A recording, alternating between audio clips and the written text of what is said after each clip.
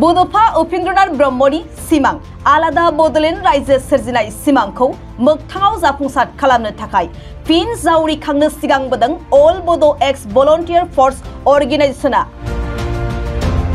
बाक्सानि बरमायाव अल बड' एक्स भलन्टियार फर्स अर्गेनाइजेशननि मावसुमामेन अल बड' एक्स भलन्टियार फर्स अर्गेनाइजेशननि आफादगिरि दलिन कुमार ब्रह्मनि दैदेननायाव बाक्सानि बरमा बड'लेण्ड दरबाराव जिरायदों गोनांथार मावसुमामेन। बिटिआरनि मोनबा जिल्लानि अल बड' एक्स भलन्टियार फर्स अर्गेनाइजेशननि मावथिफोरनि नुजाथिनायाव मावसुमा मेला जानानै थाङो। बे मावसुमा मेलनि गेजेरजों बड'फा उपेन्द्रनाथ ब्रह्मनि सिमां आलादा बड'लेण्ड रायजो सोरजिनाय सिमांखौ मोगथाङाव जाफुंसार खालामनो थाखाय फिन जावरिखांनाय लाबोनो थांखि लादों अल बड' एक्स भलन्टियार फर्स अर्गेनाइजेशना। अल बड' एक्स भलन्टियार फर्स अर्गेनाइजेशननि आलादा बड'लेण्ड दाबि सोमावसारनाय बायदियाव मदद होनोबो खावलायदों गाहाय नेतानि सिन्टु कुमार बसुमतारिया। जोंनि दा गोदानै जों जावरिखांनायनि गुबै जाहोनानो जाहैबाय जिहेतु जोंनि गोदोनि जि उपेन्द्रनाथ ब्रह्मनि जि सिमांमोन बे सिमांखौ जों दासिमबो जाफुंहोनो हायाखै। बेनिखायनो बे सिमांखौ जों मोगथां महराव जाफुंहोनो साननानै जोंनि दा बोरायदोंब्लाबो बोराय बैसोब्लाबो जों जावरिफिननो बाध्य जाहैदों। माबोरै होनना बुङोबा जों जिबायदि काउन्सिलखौ लानानै जों दा सालायगासिनो दं जोंनि बिटिसि बिटिआर बा बड'लेण्डखौ, बेयो जोंनि थाखाय साक्सेस नङा, मोजां नङा। मोजां नङा माने जों बेयाव लाब गैया, जोंहा जेबो मुलाम्फा गैया। बोख्लायनाय ओमफ्राय आरो बेखौ सिफायफिननाय बेफोरबायदि पावार थाजोबो। बेनिखायनो जों फुल प्रेजेक्टखौ नांथारगौ। फुल प्रेजेक्टखौ मोनागौ माने जों जिराया। बे थांखिखौ जों लानानैनो दा गोदानै ओंखारफिननाय जादों। ओमफ्राय जोंनि मुङा जाहैबाय अल बड' एक्स भलन्टियार फर्स अर्गेनाइजेसन जों मुं लादों। जों एक्स भलन्टियार फर्सखौ लानो बाध्य जाहैदों। मानो होनबा लिड खालामनायाव जोंनो थाफिनबाय। बे हिसाबै जों बेखौ लानाय जादों। रायजो राजाया जाहाथे बेखौ भुल साना, जाहाथे रायजो राजाया आरो जोंनि माबायाव प्लेटफर्माव फैनानै जाहाथे गासिबो फैयो, जोंखौ अकल गोदोनि एक्स मावग्राफोरल' होननानै जाहाथे साना, जों बेखौ गुरैयै खावलायहरो। जाहाथे मोनफ्रोम गामिनिफ्रायनो मोनफ्रोमबो जायगानिफ्रायनो जोंजों जाहाथे हेफाजाब होयो। ओमफ्राय जों नन पलिटिकेल हिसाबैनो जों ओंखारदों। बे हिसाबै बयबो जाहाथे जोंजों हेफाजाब होयो। मारै होनना बुङोबा जों ओरैबायदि बुंनो लुबैयो, पलिटिक्सखौ नाङा नङा नांगौ, नाथाय पलिटिक्सनि माबाफ्रा प्लेटफर्मा बे आलादा। जों बिथांमोनहा जिहेथु अलरेडि माखासे सुक्तिबो खालामबोखांबाय नालाय, बिथांमोनहा दा बिफिननोबो हाला। ओमफ्राय बिथांमोना गोख्रोङै बर'नि जानानै खामानि मावनो हाया। एज ए हल दा माने गुबुन गुबुन जाथि जनगोष्ठीखौ लानानै खामानि मावनांगौ जाना फैयो। बेनिखायनो जोङो नै बर' हिसाबै जोङो एसे गोख्रोङै जों ओंखारफिननो लुबैनानै जों बेखौ, आरो जों बर' गोजायै ओंखाराबा रावबो हेफाजाब होखाया, बेखौ साननानै बे नोजोरखौ बोनानै जों बे थांखिखौ लादों। ओमफ्राय जोङो बे हाबाफारिया जोंना सोलिगासिनो दङ। दाख्लैबावै जों दिल्लीयाव थांना फैबाय।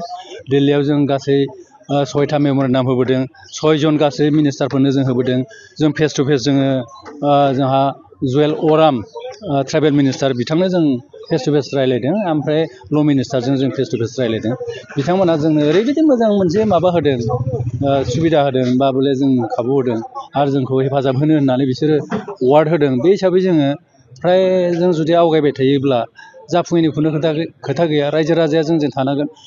मारै होनना बुङोबा जोंनि अर्गानाइजेसनजों खोथा गैया। जोंनि बर' हारिया गोदो गोदायनिफ्राय जिबायदि बड'लेण्डखौ बिबोबाय, बे बिराद दिले जाबाय, बिराद गोबाव जाबाय। जों मोनबोआखै, नाथाय अलरेडि दस्रा स्टेटफ्रा अलरेडि क्रियेट जाबोजोब्बाय, मोनखांजोब्बाय। दा बे बाथ्राखौनो दस्रा मिनिस्टारफ्राबो मिथिगौ। बिथांमोनाबो दुखु गुलायबावदोंसो। बे बाथ्राखौ लानानै जों बिराद गोजोननाय मोन्दों। बेनिखायनो जोंजों हेफाजाबाव थागोन माखासेया। बेनिखायनो जों दा खारबाय थानांगौ। जोंनि खारनायखौ हेफाजाब होनो थाखाय रायजो राजाया जाहाथे फाइनेन्सियेलिबो आरो देहाजोंबो जाहाथे हेफाजाब होयो। ओमफ्राय जाहाथे जोंजों मेम्बार हिसाबै जाहाथे गासिबो सरजाबफैयो। जों बेखौनो गुरैयै नैबे बोसोर गोदानाव, नैबे आरो मागो दमासिनि समाव जोङो बिराद गंग्लायै जों बयखौबो खावलायहरनानै आं बेखिनिखौनो बुंथिनानै होनाय जाबाय रायजोनिसिम। माखासे सम नोंथांमोना जिरायनायनि खार'ना मा? जों जिरायनायनि खार'ना बेनो जाहैदों, जिहेथु जों आसा खालामदोंमोन मा हयथ' मोजां फिथाइ फैगोन। नाथाय जों नुबाय मा बिटिसिनि समाव नंगौ डेभेलपमेन्टखिनिखौ लाबोदोंमोन, नाथाय अब्लाबो बेबो थारमाने जोंनि थाखाय बेयो फुल फेजेड नंखाथारा। बेखौनो जों लानानै जिरायनांगौ बेबो नङा। थेवब्लाबो जों आसा खालामदोंमोन एसे मोनसे आपग्रेड फैबाय थागोन नामा, हयथ' बिनिफ्रायनो हयथ' इउटिआव फैगोन नामा, थारमाने इउनियन टेरिटरियाव, आरो बिनिफ्राय हयथ' फुल फ्लेजेड स्टेटआव फैगोन नामा। नाथाय बेखौ बिग्रायानो रावबो गैला, बिदि जाहैगारदों। थाङै थुङै नै बिटिआर फैबाय। बिटिआराबोथ' बिसोरथ' थाङै थुङै दा गाज्रिखौ बुंथावा, जायखिया मोजां नङा आरो सालायनायफ्रा। जों गासिखौबो जों मोजां होननानै बुङा।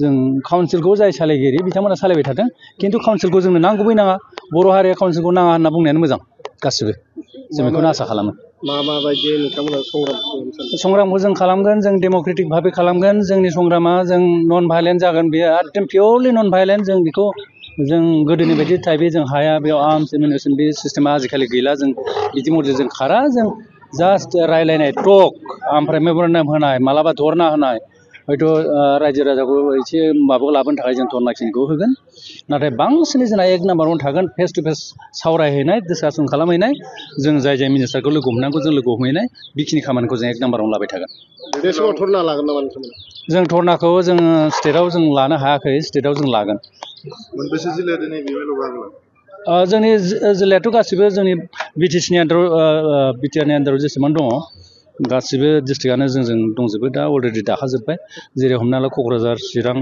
बाक्सा तामुलपुर ओमफ्राय ओजोंहा उदालगुरि ओमफ्राय प्लास जोंजों फैफादों कामरुप मेट्र'आ जोंजों बर' कामरुप मेट्र' समाजा जोंजों माबा आरो एक्स भलन्टियार फर्स बिसोर आगोलनिनोखा जोंजों हेफाजाब होखादोंमोन बिथांमोनाबो जोंजों हेफाजाब होनानै दं